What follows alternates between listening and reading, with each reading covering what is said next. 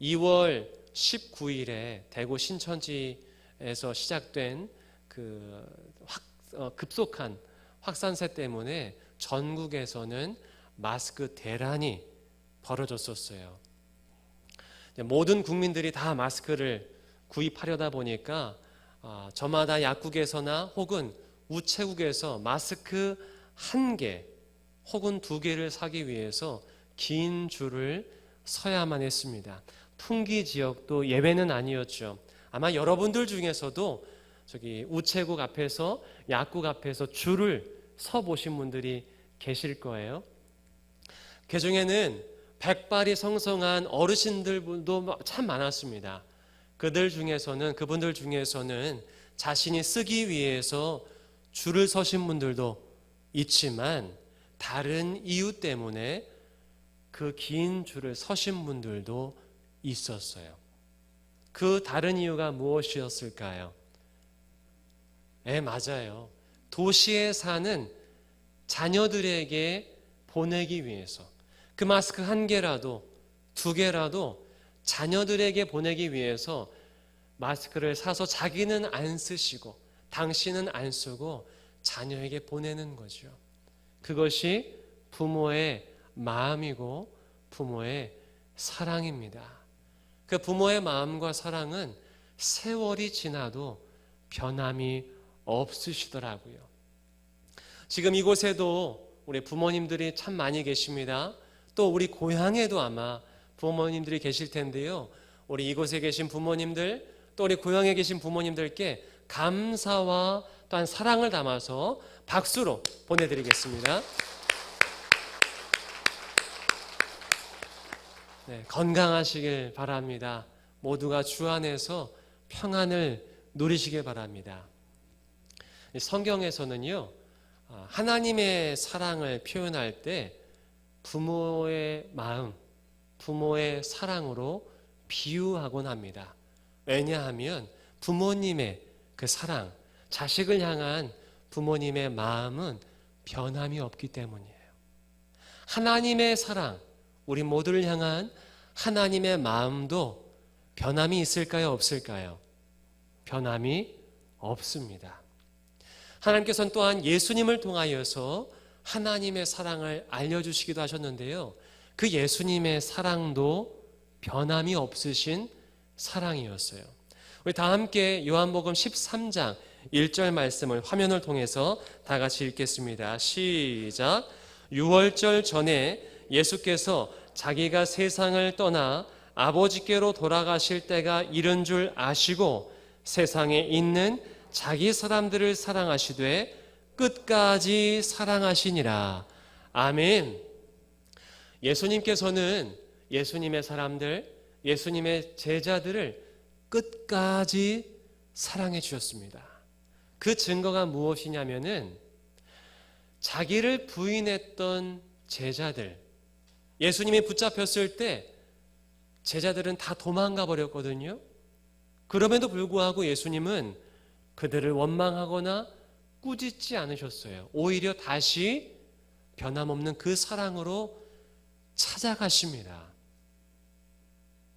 자기를 배신하고 자기를 버리고 도망간 그 제자들에게 다시 찾아가시는 거죠. 근심하여 걱정하고 있는 그 제자들에게 꾸짖지 아니하시고 변함없는 사랑으로 다시금 찾아가시는 그 예수님의 사랑도 변함이 없으셨던 거예요. 오늘 우리가 읽은 본문의 말씀에는 그 디베랴 호숫가, 갈릴리 호숫가에서 예수님의 제자들에게 3번째 나타나신 장면 중에 베드로와 얘기를 나누시는 말씀이 기록되어 있습니다. 예수님은 제자들과 함께 조반을 먹으신 후에 베드로에게 질문을 하셨어요. 그런데 그 자리에는 베드로만 있었던 것이 아니라 베드로 말고도 다른 6명의 제자들이 더 앉아 있었습니다. 그래서 예수님께서 베드로에게 질문하셨지만 그 질문을 누가 듣고 있었어요? 다른 제자들도 똑같이 듣고 있었고 베드로에게 던진 그 질문을 자기들에게도 스스로 물어보았을 것입니다. 그리고 그 질문에 스스로 대답했을 거예요. 우리도 예수님께서 베드로에게 던진 그 질문을 우리에게도 던지시는 질문이라 여기며 똑같이 듣고 한번 우리 스스로도 답해 보기를 바랍니다. 예수님께서 요한복음 21장 15절에서 이렇게 물으십니다. 요한의 아들 시몬아, 내가 이 사람들보다 나를 더 사랑하느냐? 예수님께서 질문하셨을 때요, 그냥 내가 나를 사랑하느냐 묻지 않으시고 처음 질문은 이 사람들보다 더 나를 사랑하느냐 비교하시면서 베드로에게 물어보셨어요. 왜 이 사람들보다 더 나를 사랑하느냐 물으셨을까요? 질투해서 그러셨을까요? 아니에요. 이 질문의 화법은요, 평소에 베드로가 자주 썼던 표현입니다. 베드로는요, 다른 제자들과 비교해서 자신의 믿음을 예수님께 고백했던 사람이에요. 한번 어떻게 표현했는지 베드로가 했던 말들을 살펴보겠습니다. 마태복음 26장 31절부터 33절 말씀을 한번 다 같이 읽어보겠습니다. 시작. 그때에 예수께서 제자들에게 이르시되 오늘 밤에 너희가 다 나를 버리리라. 기록된 바 내가 목자를 치리니 양의 떼가 흩어지리라 하였느니라. 그러나 내가 살아난 후에 너희보다 먼저 갈릴리로 가리라. 베드로가 대답하여 이르되 모두 주를 버릴지라도 나는 결코 버리지 않겠나이다. 아멘. 베드로는 어떻게 얘기하냐면요, 주님, 예수님, 나는 버리지 않겠습니다 라고 하는 것이 아니라 모두가 주를 버릴지라도, 여기 있는 다른 제자 모두가 주를 버릴지라도 나만큼은, 나는요 주님 버리지 않아요. 비교하면서, 다른 사람들과 비교하면서 자신의 믿음을 고백했던 사람이 베드로였어요. 예수님은 평소에 베드로가 했던 그 고백을 가지고 그런 비교하는 베드로의 화법 그대로 물으셨던 거죠. 이 사람들보다 더 나를 사랑하느냐? 그러면서 베드로 스스로 깨닫게 하시기 위하여 그렇게 질문했던 것이겠지요. 그런데 당시 베드로는 그렇게 다른 사람들은 다 주를 버릴지라도 나는 결코 버리지 않겠나이다 라고 고백했지만, 예수님은 다시금 네가 나를 3번이나 부인할 거다라고 이야기했고, 또 그 말에 내가 죽을지언정 주님을 버리지 않겠습니다 라고 다시금 호언장담합니다. 그 말씀을 이어서 34절 35절을 통해서 읽어보겠습니다. 시작. 예수께서 이르시되 내가 진실로 내게 이르노니 오늘 밤 닭 울기 전에 내가 3번 나를 부인하리라. 베드로가 이르되 내가 주와 함께 죽을지언정 주를 부인하지 않겠나이다 하고 모든 제자도 그와 같이 말하니라. 아멘. 베드로의 마음과 그 믿음은 위기와 고난 앞에 쉽게 흔들려버리고 말았습니다. 결코 부인하지 않겠다던 베드로의 고백도 그날 밤, 얼마 가지도 못했어요. 그날 밤에 쉽게 무너지고 말지요. 예수님은 질문을 통해서 베드로 스스로가 자신의 마음을 들여다보게 하셨고 무엇이 잘못되었는지 깨닫게 도와주셨습니다. 그래서 평소 같았으면 베드로는 이렇게 대답했을 거예요. 그 예수님의 질문 앞에 그럼요 예수님, 제가 다른 제자들보다 더 주님을 사랑합니다 라고 대답했겠지만 지금 베드로는 그렇게 대답하지 않습니다. 겸손한 모습으로 이렇게 대답하지요. 주님, 그러하나이다. 내가 주님을 사랑하는 줄 주님께서 아시나이다. 그런데 대답을 하면서도 베드로는 마음이 많이 찔렸을 거예요. 그런데 그렇게 마음이 찔려하면서 대답했던 베드로에게 예수님은 2번이나 더 똑같은 질문을 하십니다. 내가 나를 사랑하느냐? 내가 나를 사랑하느냐? 총 3번이나 물으시죠. 베드로가 몇 번 예수님을 부인했습니까? 3번 부인했죠. 3번 부인했던 베드로에게 예수님은 똑같이 3번이나 물으셨습니다. 지난주에 우리는 이 요한복음 21장 말씀을 통하여서 제자들이 왜 예루살렘에 있지 않고 부활하신 예수님을 만났음에도 불구하고 자신들의 삶의 터전으로 돌아갔을까를 몇 가지 그 이유를 살펴보았습니다. 그런데 한번 여러분들이 예수님의 제자라고 생각해 보세요.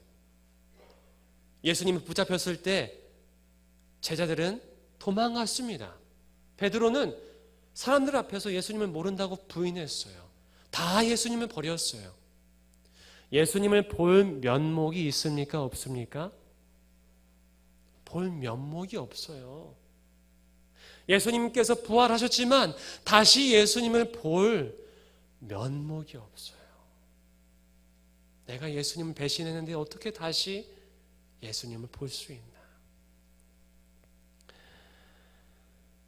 베드로는 사람들 앞에서 예수님을 모른다고, 나와 상관없는 사람이라고 3번이나 부인했습니다. 물론 그 순간은 살기 위해서 그렇게 말했지만 이후에 마음이 얼마나 아팠겠어요. 베드로의 마음이 잘 표현된 구절이 있는데요. 그 말씀을 찾아서 다 같이 읽어보겠습니다.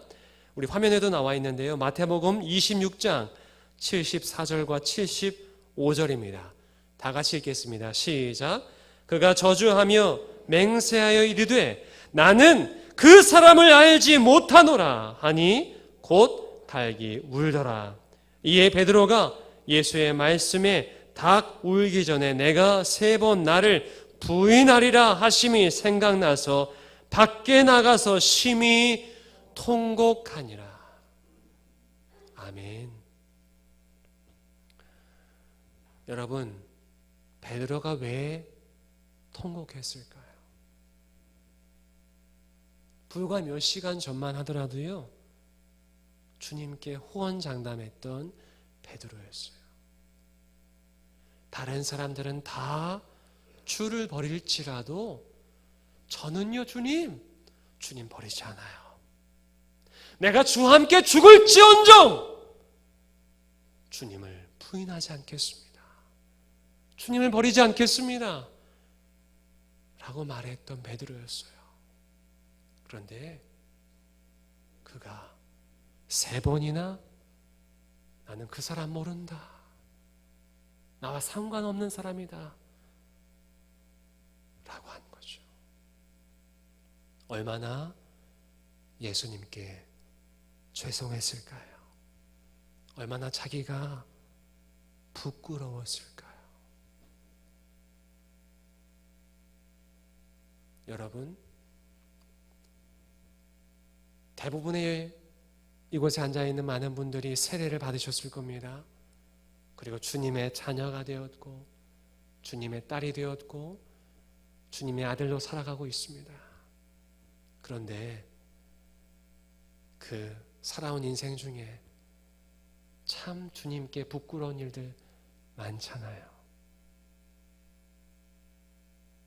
내 입술이 죄를 범할 때가 있었고 내 눈이 죄를 범할 때가 있었고 차마 하나님의 아들이고 딸이지만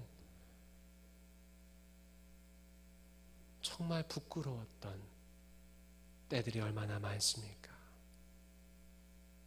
그때 십자가 앞에 당당히 설 수가 있던가요?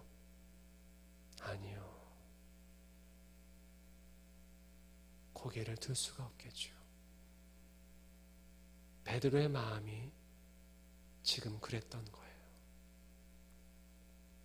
그러면서 그때 부인했던, 예수님을 부인했던 그 자신의 모습이 떠올라 3번씩이나 대답하면서 그는 근심했던 것입니다.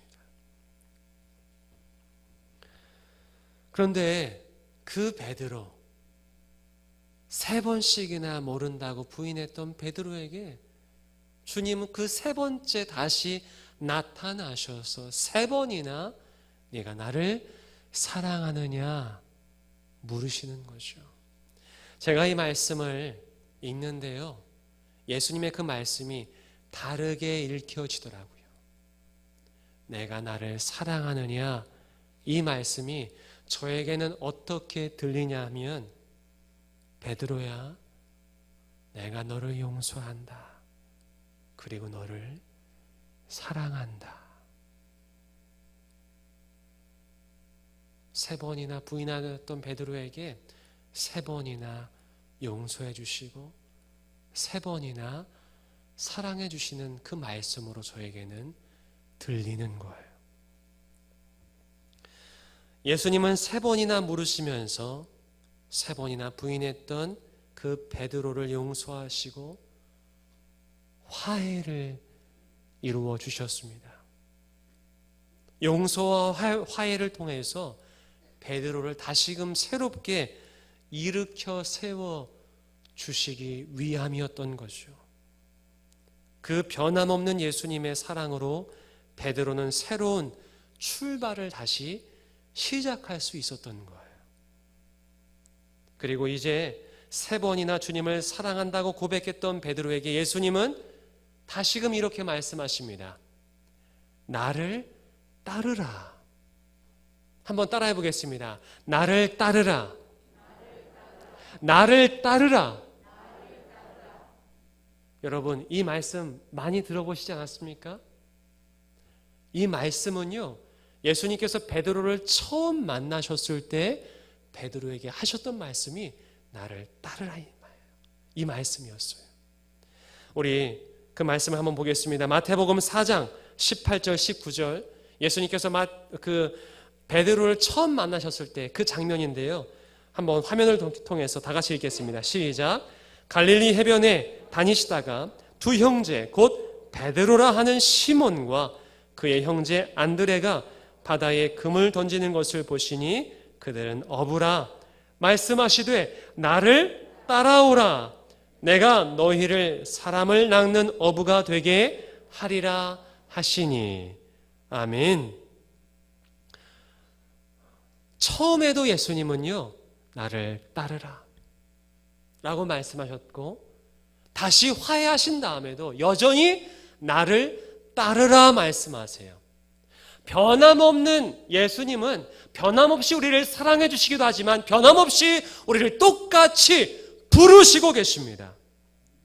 그런데 이제 그 말씀 앞에 베드로의 마음이 변했어요. 베드로가요, 처음에 예수님께서 나를 따르라 하셨을 때는요, 한 자리 좀 차지해 볼까? 다른 제자들도 마찬가지입니다. 예수님을 통하여서 이스라엘이 로마로부터 독립되었을 때 내가 한 총리나 장관이나 적어도 차관급은 되겠지. 국회의원 후보를 따르는 사람들이 그냥 순순히 따릅니까? 아니요. 내가 지금 선거운동하는 이 사람이 국회의원이 되면 적어도 보좌관 정도는 시켜주겠지. 나중에 시의원 공천은 시켜주겠지. 라는 마음으로 따르는 거겠죠. 예수님의 제자들도 마찬가지였어요. 예수님을 따를 때 예수님이 왕이 되면, 이스라엘의 왕이 되면 내가 한 자리 정도 차지할 수 있겠지, 그러한 마음으로 주님을 따랐던 그들이 이제는 부활하신 예수님을 만나고 부활하신 예수님으로부터 사랑을 받고 용서를 받고 화해한 다음에는 이제 그들의 마음이 완전히 바뀌었습니다. 다른 꿍꿍이 자기의 이익과 유익을 위해서 예수님을 따르는 것이 아니라 나의 하나님, 내가 죽어도 따를 그 주님으로 예수님을 따르는 것이겠죠. 할렐루야. 우리의 마음도 그렇습니다. 처음에 많은 사람들이 교회에 나오잖아요.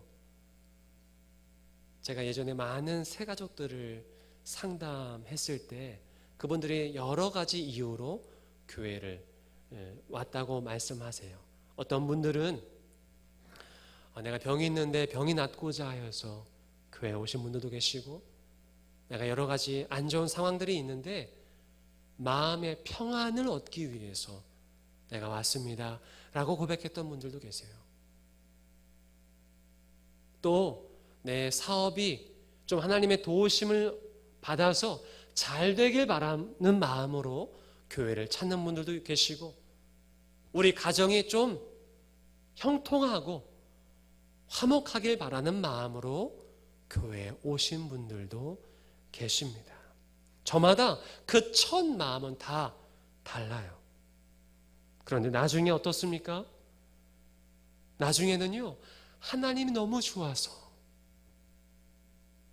그 하나님의 은혜가 너무나 커서, 그 하나님 자체 때문에 하나님을 너무나 사랑해서 교회에 나오고, 하나님을 너무나 사랑해서 예배하고, 하나님을 너무나 사랑해서 말씀 듣고, 하나님을 너무나 사랑해서 예수 그리스도를 따르게 되는 거죠. 우리의 마음이 그렇게 모두가 변화되기를 주님의 이름으로 축복합니다. 그런데 정말 그와 같은 마음으로 변화되기 위해선 베드로가 경험했던 용서와 화해가 필요합니다. 물론 우리가 회개를 통해서 먼저 예수님과 화해가 있어야겠죠. 예수님의 용서, 하나님의 용서가 있어야 되고 하나님과의 화해가 있어야 됩니다. 그런데 더불어서 가정 안에서도 용서와 화해가 필요해요. 왜냐하면 아무리 교회를 오래 다니고 신앙생활을 열심히 해도 가정 안에서 해결되지 않은 아픔이 자꾸만 나를 괴롭히고 힘들게 하기 때문입니다. 이 경상북도가 고향인 김혜영 선교사님이 계십니다. 이 김혜영 선교사님은요, 그 가정의 첫째, 그러니까 맏딸로 태어나요. 지금 사진을 보고 계신데요. 지금 사진이 잘못된 것이 아니라 김혜영 선교사님은 장애가 있는데 이 키가 작은 이 134cm입니다. 장애를 가지고 계시는데요. 그 가정에 이제 맏딸로 태어났을 때 그 김혜영 선교사님의 할아버지께서 아들이 아닌 딸이 태어났다고 그 부모를 굉장히 호통을 치셨대요. 화를 내셨다고 합니다. 큰애가 아들이 태어나야 되는데 딸이 태어났다고 그 김혜영 선교사님 아버님을 막 나무라신 거죠. 이제 김혜영 선교사님이 태어난 지 3일 만에 그 아버지가 화가 나서 그 3일밖에 되지 않은 자기 딸을 던져버립니다. 그때 받은 충격으로 손상을 입어서 장애를 안게 된 거예요. 그래서 키가 크지 않는 장애를 얻게 됩니다. 물론 그 아버지 마음이 그 이후에 편안했을까요? 아니요. 나 때문에 평생 내 딸이 장애를 안고 살아가는 그 아버지의 아픔을 그 부모는 짊어지고 살아야 했어요. 이후에 김혜영 선교사님 동생이 4명이 더 태어납니다. 그런데 그 아버지는 그 아픔을 짊어지지 못하고 결국 김혜영 선교사님이 5학년 때 스스로 목숨을 끊고 맙니다. 5 자녀를 남겨두고 아버지가 세상을 떠난 거예요. 이제 홀로 5 남매를 키워야 하는 어머니의 무게가 얼마나 크겠어요. 30대였는데. 그래서 그 큰딸에게 막 자신의 화를 쏟아내는 거죠. 이 계집애, 너 때문에 우리 가정이 이렇게 잘못된 거야. 네가 잘못 태어나서, 네가 태어나서 우리 가정이 이렇게 돼버린 거야 라고 모든 화를 그 딸에게, 김혜영 선교사님에게 전가시킨 거예요. 그 이후부터 김혜영 선교사님은 그 말이 떠나지 않는 거예요. 김혜영 선교사님은 이후에 장애를 얻고 살아갔지만 예수님을 만나서 열심히 신앙생활을 하였고 나중에 큰 꿈과 비전을 갖게 됩니다. 그리고 저 아이비리그 컬럼비아 대학교 대학원까지 가가지고요, 박사학위까지 따고 나중에 선교사가까지 되고 수많은 사람들에게 꿈과 소망과 비전을 심어주는 비전어리가 돼요. 그래서 대통령 훈장까지 받습니다. 하지만 여전히 그를 따라다니는 것은요, 해결하지 못하는 문제가 있었어요. 그거는 엄마와의 문제였어요. 이 계집애, 네가 태어나서 우리 가족에 이렇게 문제가 있는 거야. 그 말은 아무리 해도 떠나가지가 않는 거예요. 엄마께 받은 그 상처는 아무리 해도 해결이 안 되는 거예요. 미움이, 엄마를 향한 미움이, 그 상처가 아무리 기도해도 해결되지 않는 거예요. 그런데 대통령 훈장을 받는 그날 청와대에 1명을 더 초청하여 해서 갈 수 있는데 김혜영 선교사님이 어머니를 모시고 가요. 어머니를 모시고 청와대 그 오찬을 함께 갔습니다. 엄마가 옆자리에 앉고 함께 식사를 하는데 엄마가 계속 자기에게 먹을 것을 계속 주는 거예요. 똑같이 반찬이 나오고 똑같이 밥이 나오는데 맛있는 것이 있으면 자기 옆에 있는 딸에게 더 주는 거죠. 김혜영 선교사님이 엄마 계속 다른 반찬들이 나오니까 나한테 안 줘도 돼. 엄마 먹어. 근데 그 순간 하나님께서 김혜영 선교사님의 마음을 만져주셨어요. 엄마를 용서할 수 있는 마음, 그리고 그 용서의 마음과 함께 엄마를 향한 고마움이, 감사가 밀려오기 시작한 거죠.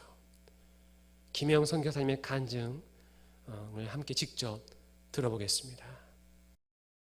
태어난 지 며칠 만에 아들이 아닌 딸로 태어났다고 저희 할아버지가 화를 내니까 옆에 계셨던 저희 젊은 아버지가 또 화가 나가지고 어린 저를 집어 던지면서 신체 장애가 생기게 됐습니다. 또 초등학교 졸업하면서 아버지께서 자살을 하시게 돼요. 그러니까 이제 저희 어머니가 이 모든 집안의 불행은 너 때문에 일어난 거야. 그 말들이 이제 어린 저한테 이제 굉장히 큰 두려움으로, 상처로 들어오게 되는 거죠. 어머니하고 화해하는 것은 시간이 많이 걸렸어요. 2012년에 케냐 가기 직전에 제가 제 인생에서 2번째 훈장을 받게 돼요. 청와대에 가는데 저희 어머니 같이 모시고 가요. 청와대에서 밥 먹고 막 하잖아요. 당신 몫으로 음식이 자꾸 나오는지 자꾸 저한테 주는 거예요. 그래서 엄마 왜 이렇게 조금 주냐고. 그래서 아니야 엄마 계속 나올 거 많이 나와야 돼. 이렇게 이제 엄마하고 신랑하는 그 순간이었어요. 그 순간에 초등학교 5학년 혜영이가 저한테 이렇게 확 왔다가 가요. 혜영아 이제 됐지 나 갈게 빠빠 이러고 찰나로 지나가는데 그러고 나서 엄마를 딱 봤는데 엄마 나를 낳아줘서 고마워. 초등학교 5학년 엄마가 저한테 계속